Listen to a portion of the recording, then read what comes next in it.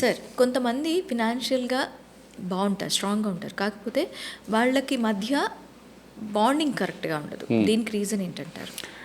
Very simple అండి. నా దగ్గరకు వచ్చే వాళ్ళని చాలా మంది చూస్తుంటాను.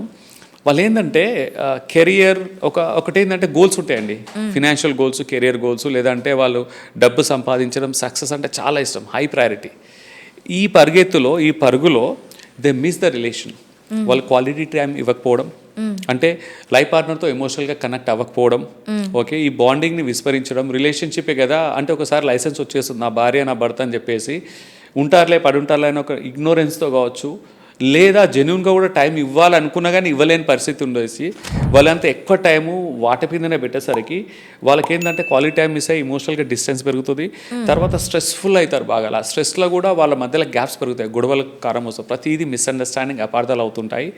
సో వాళ్ళు బయలాజికల్గా ఏంటంటే ఎమోషనల్గా డిస్టర్బ్ అయ్యి గొడవలు పెరిగేసి ఇదేంటంటే సక్సెస్ అనేది పెరుగుతూ ఉంటుంది తప్ప ఇక్కడ రిలేషన్షిప్ ఫ్రాక్చర్ అవుతుంది. ఒక స్టేజ్ వచ్చాక అది కూడా పోతుంది, సక్సెస్ కూడా పోతుంది. ఎందుకంటే రిలేషన్షిప్ బాగా లేకుంటే అది కూడా కూలాల్సిందే. Okay, thank you sir.